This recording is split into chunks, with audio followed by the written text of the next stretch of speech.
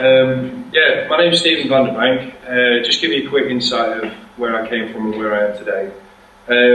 Like what Robert was saying, straight from school, young lad, wet behind the ears. Did quite well at school and everything like that, but it was something that captured me with the armed forces. I wanted to join the British Army. Apart from having people coming into the school and everything like that saying this is what the Army can offer you, a very rewarding career, you can go here, you can go there, you can do everything. It seemed the right thing to do at the time. I didn't want to stay at the college anymore. I didn't want to go to university, none of that interested me. I just wanted to get into the world, start earning money. Just after my GCSEs in 2001, got all the results that I needed so I could actually go for the actual job that I wanted in the British Army. Successful in all the centres where I needed to go to actually for the recruitment stage, and bang, hit basic training in July 2001. As Robert was saying, day one you get there, it's quite comforting, you sat down, everyone would meet everyone else, fill in a couple of bits of paperwork, and that's where your life begins basically. Day two, that's when you got issued your kit, and that's when the job started, so to speak. Out of graduation from the 12 weeks, like what Robert was saying as well, you become like a sense of pride. You've got something about you. You seem a lot more, you seem different to other people, and that's from coming home back into visiting when you get your leave. Moving on from that, I did many exercises, training for the inevitable when I had to go to Iraq. I went to Canada, and that was my first insight to major military experience, where I did a 6-week exercise in Medhat. Coming back from that, I was actually put on standby, and 2005, that's when I actually got deployed to Iraq. It was a very quick and insightful tour, should I say. Within the first 2 weeks, unfortunately, we actually lost one of the lads very close to us that I'd actually been training with for the past couple of years, and not even getting over him passing away, 2 weeks later there was another guy that died. Following on from that, doing patrols and everything else that we had to do, three months into the actual tour, we lost 3 very, very close friends of mine, some that I was actually serving with on that particular day. And that's when reality sort of hit home that something wasn't right. I finished the tour. When we come back, we got a block leave. It was a 6-week period of leave, and after saving all the money, because you can't spend it over there unless you want to buy some, it was the only thing that was available to us was alcohol, basically, and freedom. When we come back, there was a 6 weeks of fun, should we say, trying to block a lot of stuff behind. A few of my friends did actually get in trouble with the police. Coming back, and then that's when reality hit home again, where we had to go back into training. Going on from that, I got promoted a couple of times. I actually finished as a corporal in the British Army, and actually became a father in 2007. And that's when I decided to leave. I actually wanted to come back. I've done my tour. I actually wanted to be a family man. It wasn't until May in 2007 I actually realised that I didn't know what I was doing. I didn't have anything planned.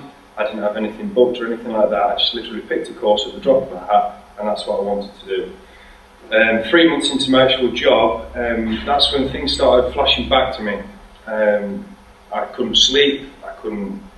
I didn't want to come home. I didn't want to see my family. I didn't want anything of that. I just wanted to be at work constantly all the time. Leading on from that as well, I actually resolved to getting involved with alcohol quite heavily. But I'm here to admit, obviously, my wrongs and doings and everything. And it actually lost me that first job. Moving on from that, I actually bounced from jobs where I couldn't actually hold anything down. But yeah, because I couldn't hold the job down, I was actually getting angry with myself. Not only that, I was actually taking out people around me as well, that's family members and my actual partner at the time. In 2008, that's it, I lost all jobs and everything from that, and I didn't know what I was doing. And still, same again, I was still very, very close to addicted to alcohol. And a couple of my friends actually dragged me out and said, look, you really do need to stay away from all this, you need to sort yourself out. I looked at trying to go back into the army, but I decided it wasn't for me because of the unsurety of where I actually was at the time. And in 2009, I actually fell ill in June. I was actually admitted to hospital for 2 weeks for suspected testicular cancer. After all that, I lost all interest in society, I lost interest in everything. And in September, I actually became homeless from dotting from people's settees, spare beds, friends, families, adopted families and everything else like that that I could actually get. I actually sat to my car for 3 weeks. No food, no anything that was just basically given to me. And at this point, excuse me, I was actually extremely worried for my own sanity, because I actually thought that I was going crazy. And no one else was there to help me. I mean, I started losing ties with very, very close family members. And in September, I actually got introduced to John and Jason. And they said that people here that can actually help, because I was struggling because I didn't have a roof above my head, I didn't have money coming in, I had nothing. And with Jason and John from the Royal British Legion, I was actually told about a housing situation that I could actually get myself into. And in mid-September I was actually placed into Tazewell Court, where I met Chris for the first time. And from there I spent a couple of months from there, and then I was actually housed in November 2009. Moving on from there, I was actually introduced to the British Legion as well, where they actually helped me furnish part of my flat as well, which was a massive help, because I didn't have a bed, I didn't have carpets, I didn't have anything. With help with the British Legion, they actually helped me get a lot of the kitchen stuff that I needed in bed to actually sleep on, so I wasn't sleeping in my car or on the floor. Moving on from there, I started losing all faith again, because I thought that was it, I've been housed, I've been helped, that's it, people will walk away. But keeping close ties with Jason, and everything that's been said with this trauma group, we've actually been able to get together to meet other veterans, so you don't feel that you're by yourself, basically. You're not the only person that you think is going crazy. This group on us, excuse me.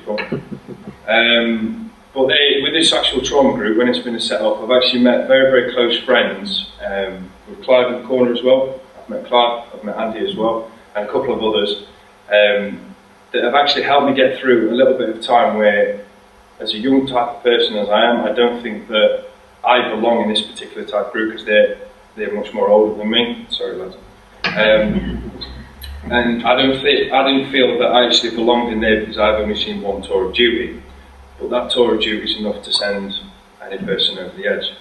And with thanks to Rob, Penny, and Daz as well, and all the other guys, that I'm actually getting through this right now. It is a bit of a struggle, and I do have my hard days and my up days and down days and everything. But at the moment, as I'm looking at everything and the support that I've actually got around me, and thank you to everyone that has helped me, that I'm actually looking at my focus is, I have got a future in Mansfield, and that I can survive and I can carry on, and not everyone's just giving up on me like I gave up on myself to start off with. Thank you very much.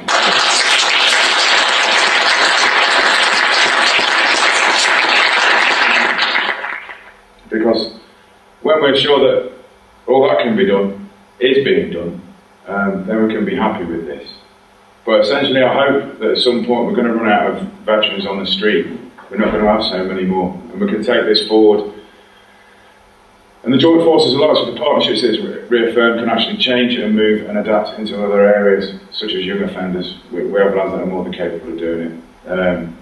But for now, we're concentrating on the veterans moving forward. Right, thank you very much for your time, and appreciate everybody's time for coming here today. Thank you very much.